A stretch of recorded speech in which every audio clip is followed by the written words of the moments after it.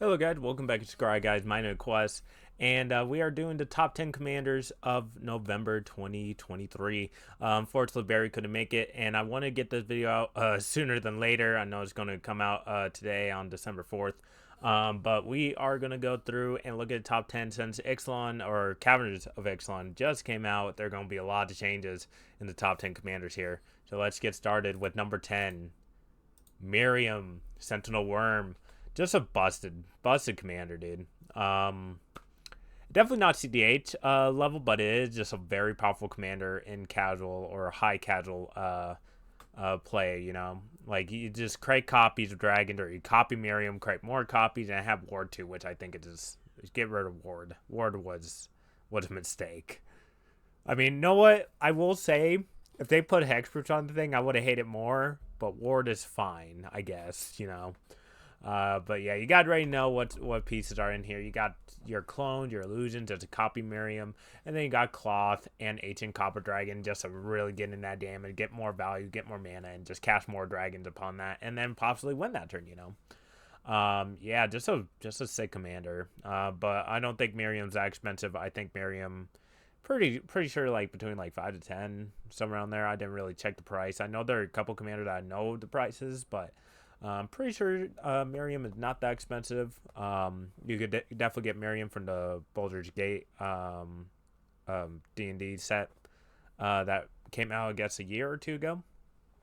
Definitely interesting set. It came out with a couple cards like Ancient Copper Dragon. You could definitely get down there. But yeah, definitely go down a few routes with budget or expensive. It's definitely your choice. But yeah, let's move on to number 9. Number 9, we got Ozier. Uh, Oxel, Deepest Might. This commander was in my speculation builds that I wanted to make.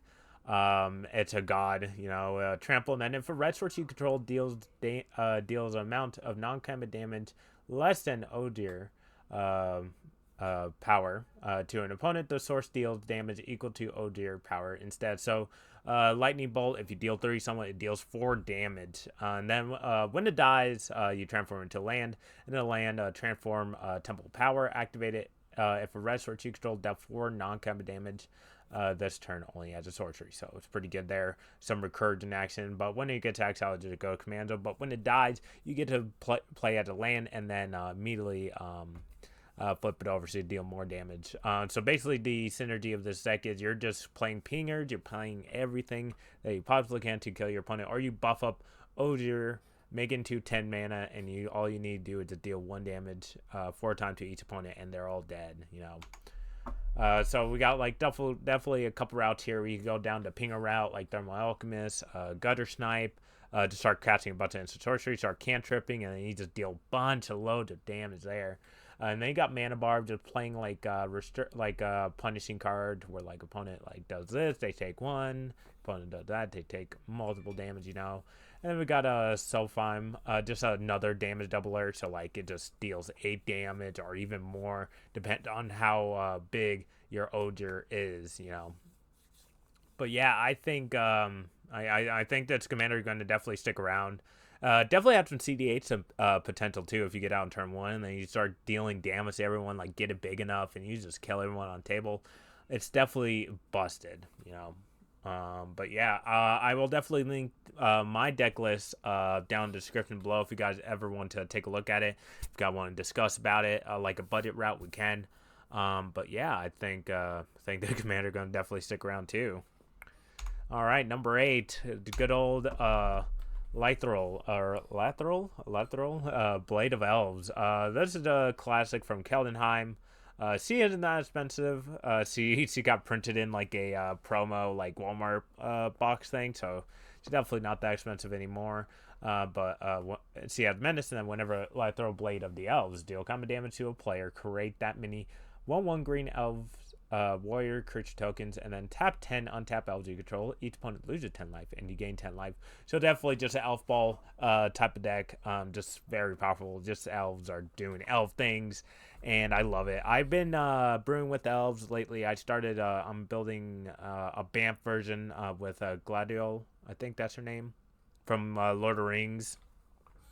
And then I had a different deck with Tovar, the creature from March Aftermath, March of Machines. It was pretty good. I enjoyed every bit of it. But yeah, let's look at some of the creature here. We got Priest Titania, Marwyn, and then Azuri, Renegade Leader, and it just elf stuff. Like these are all just cards that just been around in elves for a long time.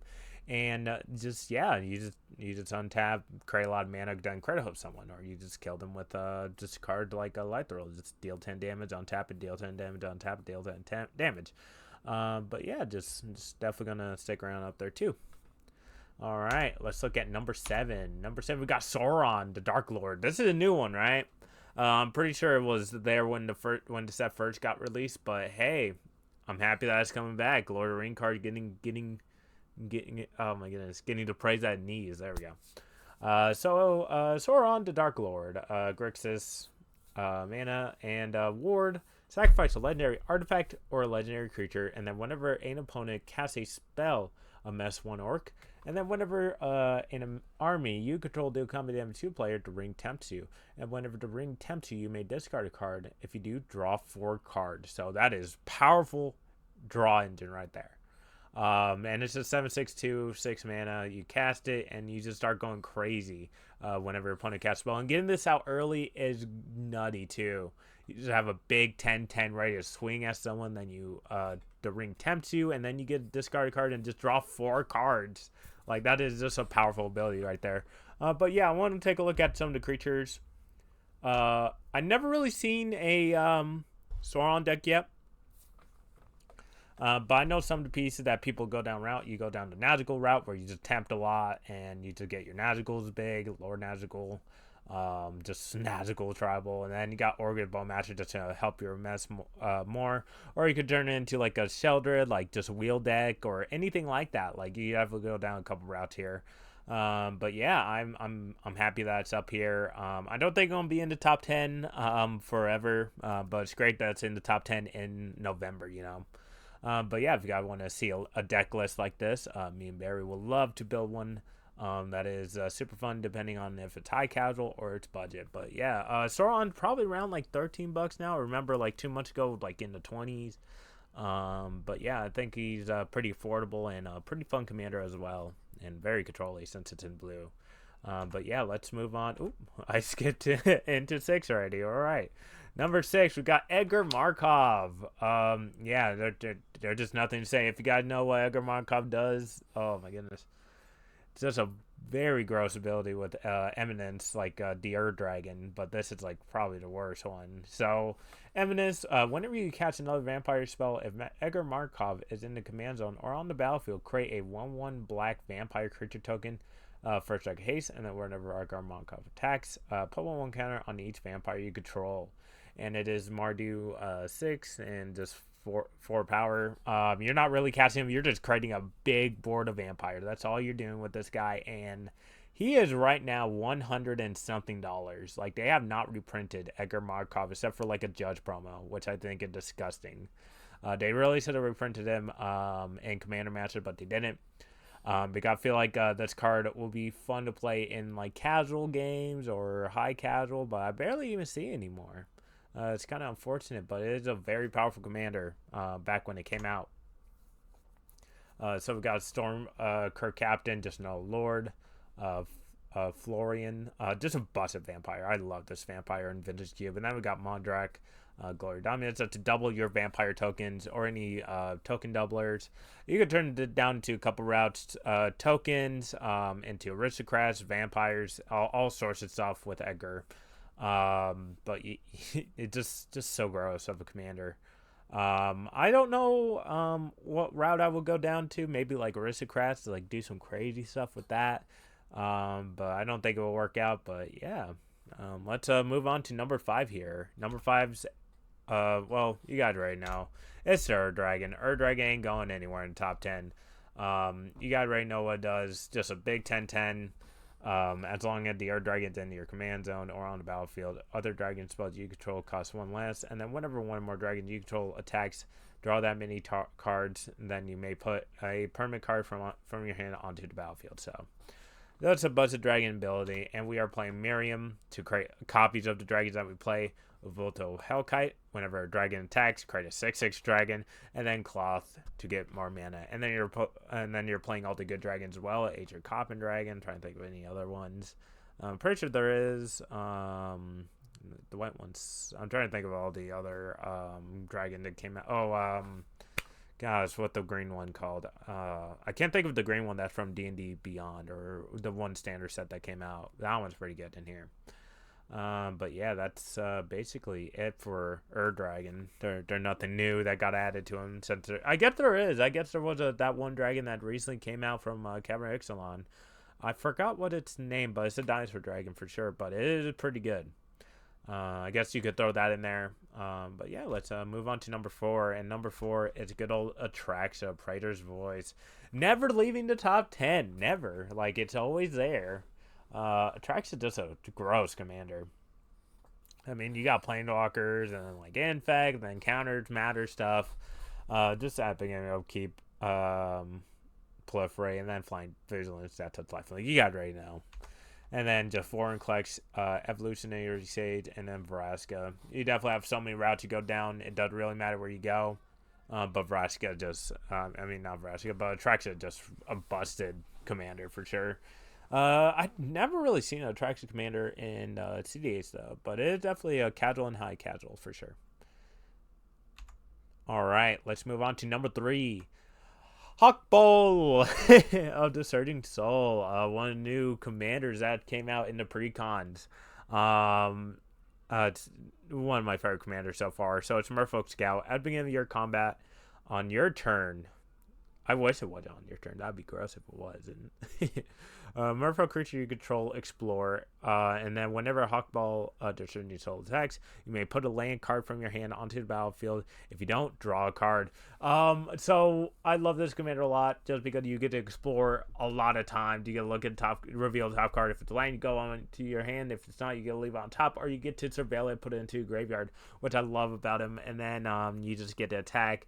You may get to choose if you want to land or draw a card. It's just a really good ramp. All you need is a 4 lands in hand, or even 3, and you'll eventually draw the 4th one to play him. At least I love having like at least 2 or 3 merfolks before I play Hawkbow, so I get that value going for him. But yeah, it's just really disgusting commander. And I have made a deck list on him that's under $350. And just all the new card, we got a topography tracker, which is definitely a new one. When it ETBs, you create map token, and then if a creature you control would explore, instead explores and then explores again. And then we got Nikazal, Current Conduit, which came in Cavern of Ixalan. Whenever a creature you control explores land, you may put on battlefield from your hand onto I can't speak today, onto battlefield tap. And then whenever a creature you control explored a non-land card, put a 1/1 counter on Nikazal Current Conduit. Just really good when you have a tracker and that out at the same time. So you just buff her up to like a 27. Ugh. And then you got Herald of the Secret Streams. Creature you control with plus 1 counters on them can't be blocked. So just immediately just alpha swing people to death, and it's a sweet card. This will definitely be somewhere in the top 10 unless they stop printing more folks. I think the next step we're going to like a manor set, so maybe not. I know that we're going back to Ravnica. There might be some cool merfolks there, but who knows, you know. But I do love this commander deck so far, and it is still around $40. You definitely pick it up. Look at my list, or even look at the video that Barry did for like some simple upgrade you guys can do. But yeah, let's move on. And Hawkbow even that expensive too. See, he's like only like $1, I think, or somewhere around there. But yeah. All right, let's move on to the next one, guys.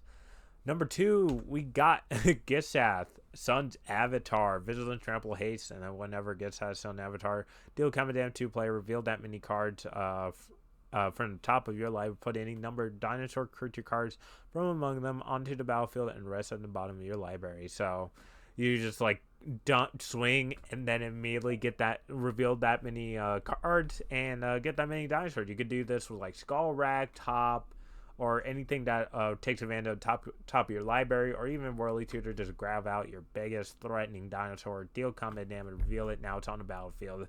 There are definitely a lot of sweet dinosaurs that you have, And I'm happy it got reprinted because it was hitting that $40 mark before the reprint here. Now it's going for like a 20, I think, $20. But yeah, if you love dinosaurs, he's in Cavalry Ixalan or even OG Ixalan. Definitely pick him up there. And then we got Gulta, Stampede Triumph, which is from the new set. Trample, when it ETBs, put any number of creature cards from your hand onto the battlefield. And it's a 12/12 for 8 mana, which is gross. And we got Pantalazar, Sun's Favored. When Pantalazar or another dinosaur enter the battlefield under your control, you may discover X, where X is that creature's toughness. Do this only once each turn. So it's basically like Cascade. You get something extra less on the toughness. So like you get something for 3 or less with Panzal when you keep on revealing. And yeah, it's just a really busted commander that it just these pre-con that recently came out are insane. Like all of them are great. Like I don't know. They're they're cooking something up for these pre-cons. I love it. And then we got Marauding Raptor, another dinosaur, and then creature spell costs 1 less. And then whenever another creature enters battlefield under your control, Marauding Raptor deals 2 damage to it. If it's a dinosaur dealt damage this way, it gets +2/+0 till the end of turn. So pretty nice there. But yeah, you could definitely find Gestath in Cavalry Ixalan or Ixalan itself. All right, final one. What do you guys think it is? If you guess dinosaurs, you are correct. Pantalazar, Sun's Favored. Yeah, I was definitely not surprised that we're going to get number 1 just because the hype around this card, just how busted it is, just the ability to discover is. You get so many dinosaurs each turn, and yeah, it's just really good. And it's triggered on the ETB, triggered on any dinosaur you play, and you get free spells off of it. And I think there's definitely a Naya color for dinosaurs. You guys already know what it does, and I explained it in the Get Sass part. But we got Zakama, Primal Calamity. You cast it for 9, and you get something 9 or less. And then you got Gisath, and then we've got a Corchwood Crasher. Corchwood Crasher, whenever one or more creatures you control with trample do common damage to a player. Create XX green dinosaur beast creature token with trample where X is the amount of damage those creatures dealt this to that player. And then Zakama's a OG card. Whenever you when Zakama enters the battlefield, if you cast it, untap all your lands you control, and then Zakama has some fun abilities. Red is deal 3 to target creature. Green is destroy target artifact or enchantment. And then white is you gain 3 life and have vigilance, trample, and reach. So yeah, you can definitely take a lot of routes during this. Just dinosaur big stuff, dinosaur small stuff, anything really. And then you just finish out the game with all your big dinosaurs, right? But yeah, I think that is it. Thank you guys for watching. It is definitely some variety there than last month. I know some stuff didn't really change. It's just maybe like 2 new ones last month. But yeah, I'm very happy that it changed a lot since the new release of Cavalry Ixalan. But yeah, if you guys want to see any of the top 10 commanders as a deck list that me or Barry makes, definitely leave a comment down below. We would love to build a deck list of one of these if you guys let us know. And I'll definitely link any deck lists or any commander that we have deck list for down in the description below.